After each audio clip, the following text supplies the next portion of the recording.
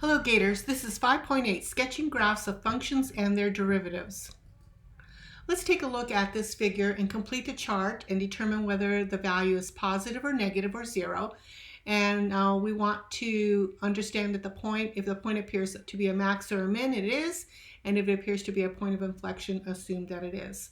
All right, so let's take a look at point A. Point A, the value of point A is a negative value. It's underneath the x-axis.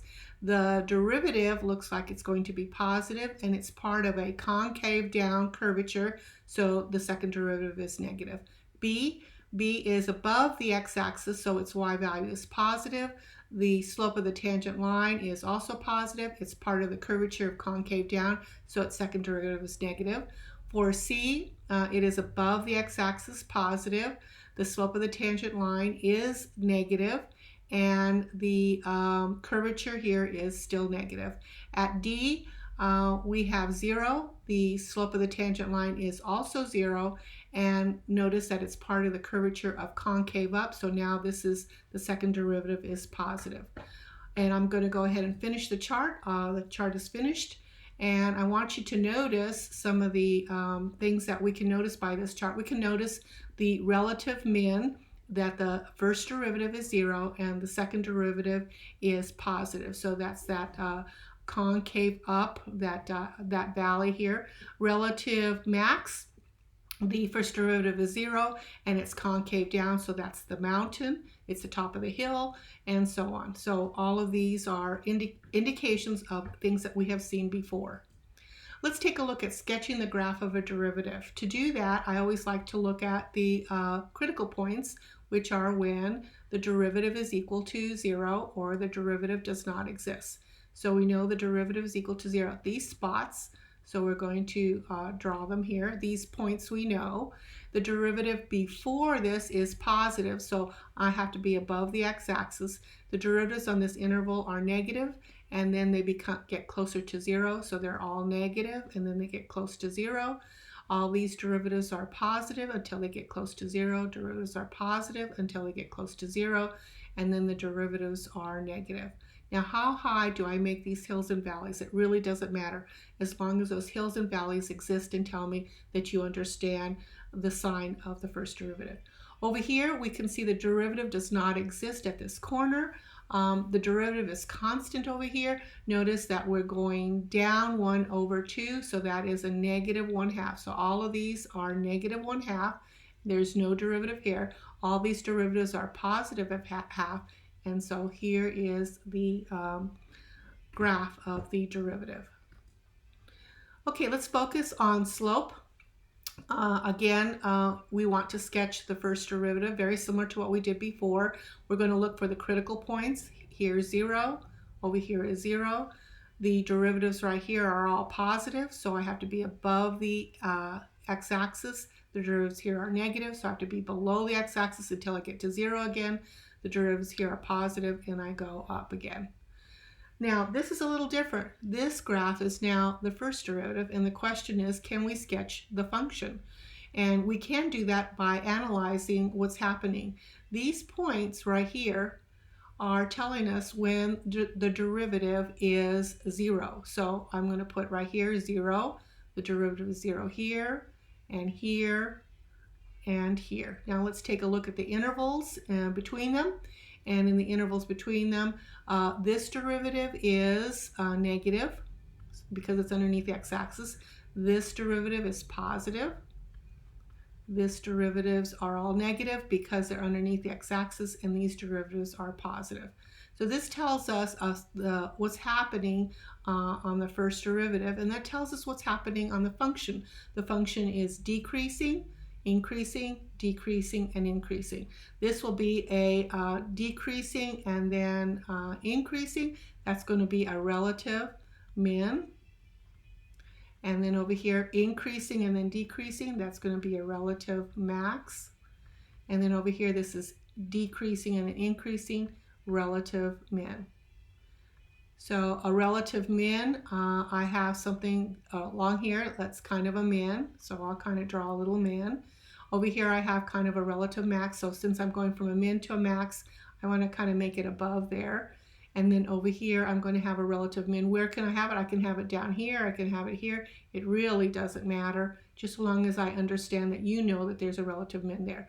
So again, the slopes are decreasing until we get to the min, and then increasing until we get to the max, and then decreasing until we get to the min, and then increasing again. So that's kind of what our curve looks like. All right, we're going to use the graph of f to graph f and f double prime. So here is f. Let's first graph the second derivative.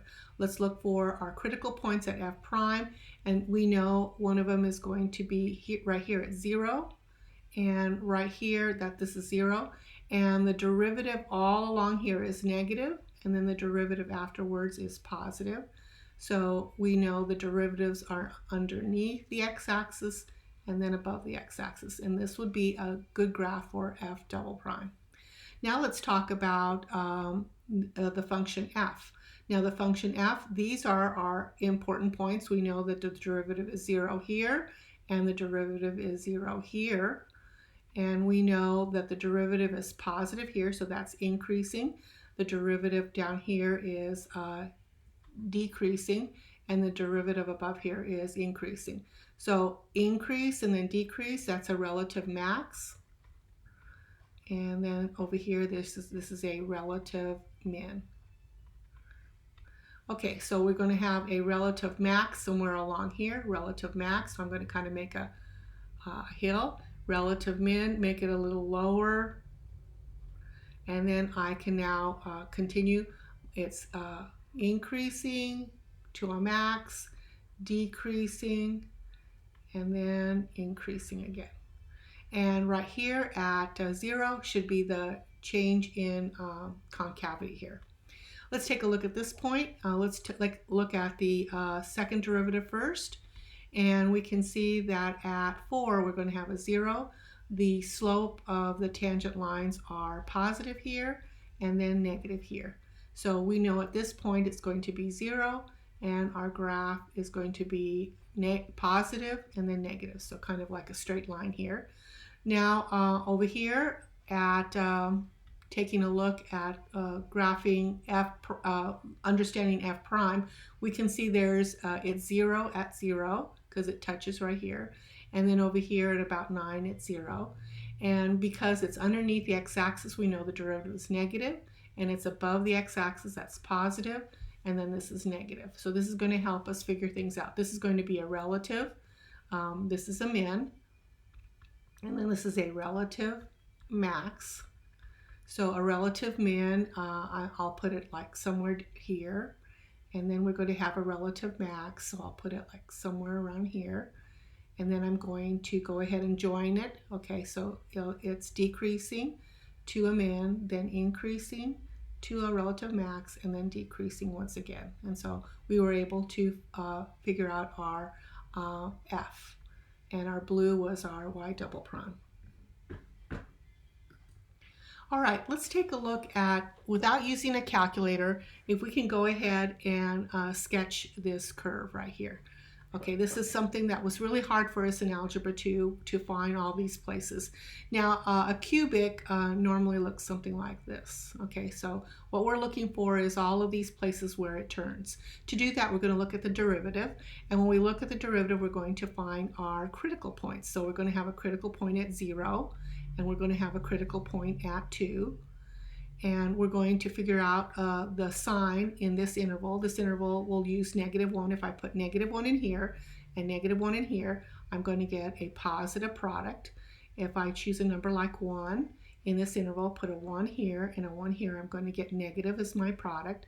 If I put the number 3 in here and in here, I'm going to get a positive as my product. So that's going to tell me about increasing and decreasing and increasing. So it's going to tell me my relative max and my relative min. Let's take a look at the second derivative. We're going to set that one equal to 0, and we're going to get equal to 1. So our second derivative, at 1 we get 0. I'm going to put values in this interval like the number 0. If I put the number 0 back in the second derivative, I'm going to get negative values. If I put numbers bigger than 1 here, I'm going to get positive values. This is going to tell me about concavity. Okay, and with all that information, I can talk to you about increasing, decreasing, concave up, concave down. I can actually put the number 0 back into the function and figure out that this point right here is a relative max. This is a relative max. And I can talk about 2, 1 being a relative min. And I can talk about this one being a point of inflection. Point of inflection. And we can use that to help us graph now. I've graphed all of the points, 0, 5, 2, 1, and 1, 3. And I'll just follow the markers that have been told to me. So I know I'm going to be increasing until I get to my max. And then I'm going to be decreasing. And this is the change in concavity at 1. And then we're going to go to a min and the concave up. And then we go up like that. And so with calculus, we're able to get through a relatively difficult graph that was difficult for us in Algebra 2. And this is the end of the screencast.